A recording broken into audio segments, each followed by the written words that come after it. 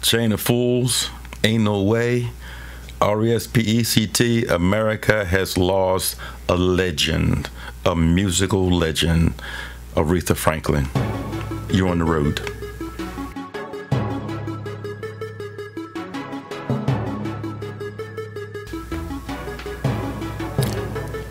Thanks for joining us on the road. Reviews, opinions, and discussions. I'm Bruce. And I'm Rasan. And once again, thank you for joining us. And remember, we always want to hear from you guys. So hit us up. We're online at joinusontheroad.com. And we're also on social media at The Road Podcast. And our podcast audio version is streaming on all of your local podcast apps. So again, feel free to hit us up, like, subscribe, all that good stuff. And as always, it's time to jump into it. Hey. We lost a legend. You know, without a doubt. I mean, Aretha Franklin was a part of my growing up, listening to her music over the years, and I mean, there was so much more to Aretha Franklin than just her music, which was. Let's face dynamite. It was dynamite. Without a doubt, it was dynamic. It was dynamite. There's a reason why she's the queen of soul. You know, actually the undisputed queen of soul. I mean, her music just touched so many. Yeah, and I mean, I'm sitting here looking at my laptop, and I mean, looking at the list of songs that came out and the hits that she made. Oh, man. And I mean, the list goes on and on and so on. And you know, and I know you remember some of these classics, like I Never Loved a Man the way that I Love You, and who doesn't know Respect, RESPECT. Find out what it means to me. I mean, they're going clean the kitchen of that song. Oh man, you know that song. You haven't jammed out at a party to that song. Oh man, it's a classic. It is, you know. Then you have Dr. Feelgood. Yeah. I mean, Do Right Woman. If you want to do right all night woman, you got to be do right all night man. I mean, these are songs that she made, and the list just goes on and on and on and on. And so many songs that remakes that she did from other artists. And the original artists sang those songs, and they really did such a tremendous job at those songs. And Aretha took the song and put the Aretha Franklin touch to it, and she just blew it up. You know, as a matter of fact, she had the voice, man. She did. It was in her soul, man. Look, she was a prodigy. Absolutely. I mean, at 10 years old, she's playing the piano I think she for her father by ear, right? Playing and singing at 10 years old. Let's face it, she was a prodigy. It's a gift that she had, without a doubt. And you know, I think about that song Respect, and I don't think a lot of people realize that if I recall, Otis Redding was the first to come out with that song, Respect. And if you ever, I think it was back in '65, Otis Redding came out with that song, and Otis, he did that Otis thing with it, you know, a different tempo, you know, the way he put it, the way he put it down. And I believe it was in '67. Yep, '67 when she did the remake of that Respect. And she put that, like you said, that Aretha twist on it, man, and made that song her own. Oh man! And, now when you hear Respect, the only one you think of it's synonymous. It's Aretha Franklin. You know, RESPECT. Find out what it means to me. She just had that soulfulness to her voice that just, no matter what she lended her voice to, it came through. I mean, no matter if the occasion was joyous, somber, reverent, whatever the song was, she put that Aretha Franklin twist on it, and she made it hers. Exactly. And I mean, it's her talent, her abilities, they're undeniable. I mean, like you mentioned growing up as a kid. Now I came up a few decades after you. Yeah, but you heard the music. As a kid, you heard the music. I grew up with that. You guys listening to her. Even just people in general, man.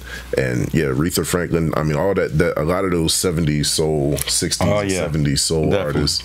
I have a great affinity in my heart for that era of music because I grew up listening to that with you guys, and I mean, man, it's just something about it that that's uniquely theirs. And that soulful sound of Aretha Franklin, and remember, she was a daughter of a Baptist preacher, and her roots were in the church. I think her mother was a pianist and a singer as well. Yes, she was. So she got it. She got it honest, Yeah, without a doubt. Yeah. And but the church, when you see a lot of the artists that came from a church background, they learn how to sing from the heart, from the soul, and they put everything they have into the music. And when Aretha sang, I mean, whatever she sang, be it gospel, R&B, she sang from her soul and she brought it out. And I tell you the truth, who wasn't moved by that amazing voice and that talent in the feeling she put into her music? I mean, even today, how can you not listen to some of her music, even younger generation, and listen, open your ears up and listen and feel the soul that she put into her music. Yeah, you have to. You have to hear it, man. And but I mean, like you said, I mean, it wasn't just music with Aretha, and that's the crazy thing. She was heavily involved in the civil rights movement of the 60s. She was. I mean, she bankrolled a lot of the marches that Dr. King put together. I mean, she was very influential in a lot of people's lives. I think Angela Davis did an interview where she praised Aretha Franklin for pretty much writing a check to get her out of jail during the Black Power movement. I mean, she did, but I'm glad you said it because. Let's just touch on what was happening back in the 60s, because remember the 60s was a different time. I mean, not as though we're living in a time now where everything is great and harmonious, because we aren't.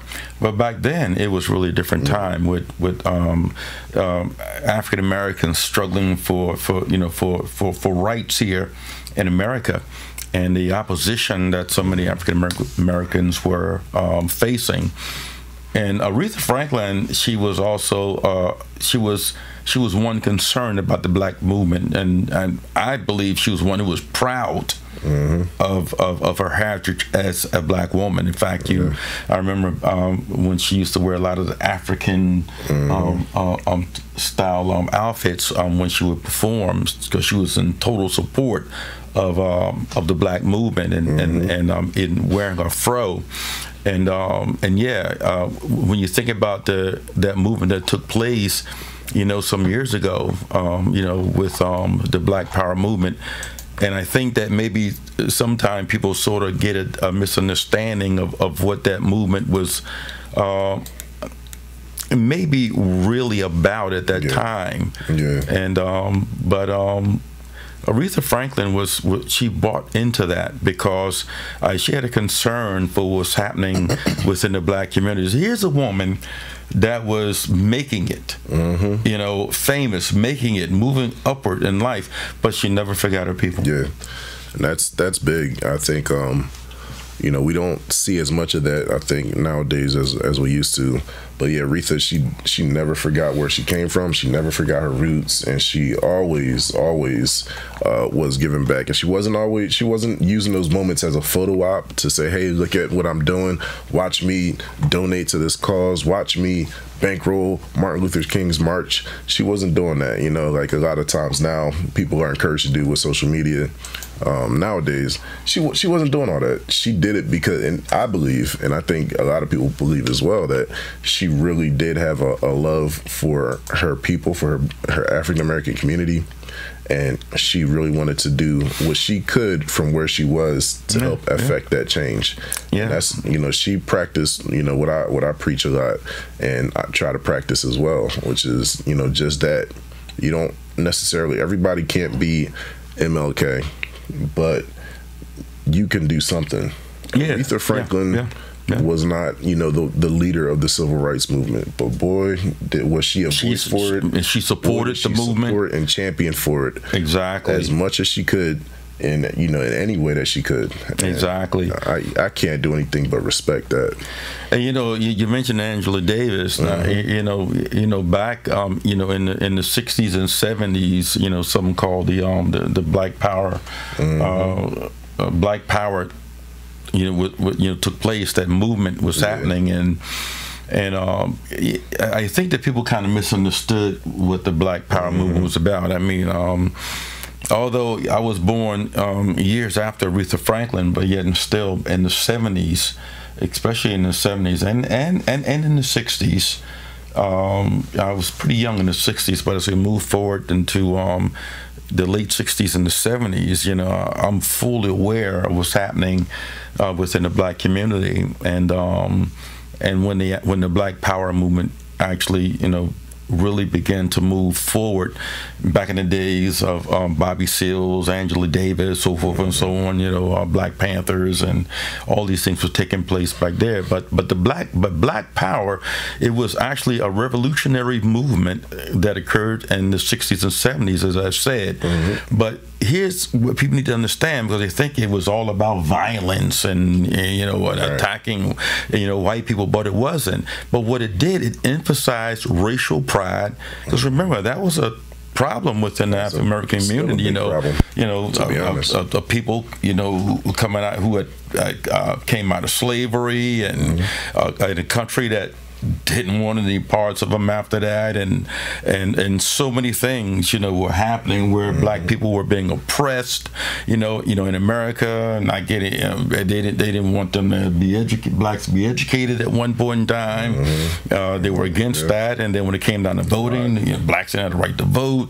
I mean, jobs, let's face the facts, and a lot of folks didn't want to hire black people. It was really a struggle. I mean, it's still a struggle today, but back then the struggle was tremendous. So this movement that came about, it emphasized racial pride. Also, and we've mentioned this before on I think our last show, it also emphasized economic empowerment. And this is the one thing that, you know, as a black community, that we really need to understand, because that's something that you know, that somehow we've missed that. You know, we moved on beyond that Black Power movement, which you know, Aretha Franklin was one who was really involved in wanting to see, you know, black people move forward and even come into that sense of economic empowerment. But that economic empowerment is an important part. It's something that we need, and it was also about the creation of political and cultural institutions. That's really what it was about. It wasn't about a bunch of violence and attacking people and, you know, we're against white people. It wasn't. It was about African Americans in this country standing up on their own feet and beginning to get what we should have had in the first place, you know, as people who helped build this country, as citizens of America. I mean, this is what it was about. And it's interesting too, because when Aretha Franklin made that song Respect, she was saying a lot more than people realize, you know, asking for respect. R-E-S-P-E-C-T, find out what it means to me. R-E-S-P-E-C-T, bring back TCB. She was saying more than you realize in that record, because at that time it was about respect. And that song became the mantra. It was the mantra for the civil rights movement. Right, for the civil rights community, for the civil rights movement, for the African American community. That's what blacks were asking for. That's what we wanted. We wanted respect. Just a little respect. Just a little respect. And then I mentioned before about James Brown, who came along and said, I don't want nobody to give me nothing, or do I get it myself?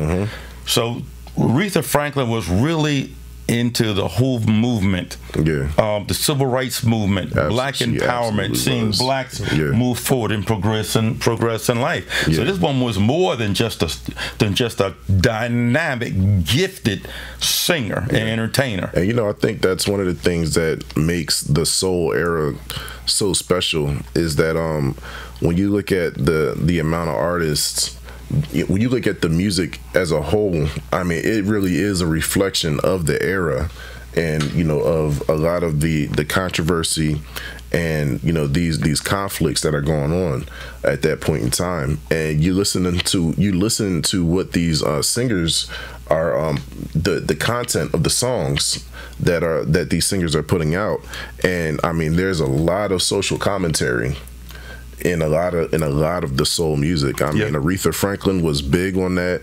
You know, Marvin Gaye was another one who was really big on social commentary. I mean, he, you know, in my opinion, Marvin Gaye was like almost like a conscious. You know, you say you have a conscious rapper. Marvin Gaye was a conscious R&B singer, you know. I mean, he had several, you know, quintessential albums just like Aretha did, and there was so many others. I don't, you know, I want to kind of focus on Aretha because that's the topic, but the queen of soul. Yeah, absolutely. But there's I mean, that's kind of reflected, you know, the controversy of that time. You hear it and you feel it in the music. Yeah, you know, there's no doubt about it. It hits you somewhere. It resonates, doesn't it? It resonates deep, you know, deep down, especially, you know, with me being a man, you know, a black man here in America, you know, it gives me a little peek into a window of time that I wasn't around for, but through, you know, through that music, it almost like it takes you there. Because, you know, music kind of has that ability, especially when you have a talented songstress such as Aretha, who's belting out these vocals, man. If you don't feel something when you're listening to her, I don't know. I mean, get your heart checked. Hey, look, if when Aretha starts singing, if you don't feel something in that music, man, I mean, maybe you passed out or something, because I mean, you can't help but be moved by her. And I also know, I think it was back in the 60s, I think it was when the mayor of Detroit, Jerome Kavanaugh, Jerome Kavanaugh, he actually declared Aretha Franklin Day. Much deserved by the Queen of Soul, in my opinion. You know, sometimes folks get these days declared to them, and you wonder, oh, come on, man, what have they done? Aretha, no way, man. I mean, she earned it. She deserved it because of the kind of person she was. I mean, not just a talent entertainer, a singer, songwriter, instrumentalist, but as a woman with a heart and a compassion for the black community. I mean, she cared. And the interesting thing about that was she on stage, she got this surprise because the Reverend Dr. Martin Luther King came up and presented her with the plaque, with this award. And this was a large crowd there, man. It was like, what, 12,000 people or something like that? Something like 12,000 people had gathered. And all of a sudden, here you are on the stage, and, you know, to be presented with an award. And Dr. Martin Luther King walks up on the stage and he presents her with that award. He did that for a reason, because of how she was so supportive of that movement, of the civil rights movement. She was that supportive, and he respected and appreciated what Aretha Franklin was doing. So I know that really, I know that really touched the heart and resonated with her. But you know, it was also interesting, man. It wasn't long after that she sang at his funeral. And I believe the song she sang. And boy, if you can just find this song, listen to it. She sang "Precious Lord," I do believe. The song if you listen to her singing that song, man, it will touch you. You're gonna get misty-eyed. It's just gonna happen, man. Because I mean, again, that soulfulness, that emotion that's conveyed when she sings that song, man, it's something special. It's no doubt about it. And I don't know. I mean, you've heard the song "Precious Lord." Oh yeah. I mean, the song is just I mean, if that song, anybody who can sing well sings that song, you're gonna feel something. Exactly, and imagine, Aretha Franklin singing, and that's something she wanted to do. At the funeral of Dr. Martin Luther King, where she sang that song. Yeah, it's only Aretha, the Queen of Soul, could do. Yeah. Oh man, just thinking about hearing her sing that song right now, I gotta tell you, it's just sending a chill up my spine, man. Just in my mind, hearing her the way she sang that song, it was so dynamic, without a doubt. Man. Yeah, definitely. And I think that is important for us to remember Aretha, not just for her music, which I mean her musical catalog is immense. It is one of the best of all times. But she wasn't just a singer. She really was a civil rights activist, and she played a major role in helping to accomplish the things that have been accomplished up until today since that civil rights movement. So I think that we lost a legend. Her loss will definitely be felt. The fact that nobody's going to be able to hear her belt out her infamous RESPECT line live anymore. I think that it's a major loss. I think that just all in all, Aretha's passing, a major blow to the black community, a major blow to the world, man, to the world of music, to the world, period. Man, to the world. Without a doubt, man, because it's big, and of course, condolences go out to all of her family, her loved ones. Without a doubt, heartfelt. It has to be a hard time. Yeah. So our prayers are with them, and we're wishing for the best. And just remember this: I mean, I don't see Aretha Franklin being forgotten. I mean, her legacy, her music. Even her compassion she had, for the and for the civil rights movement.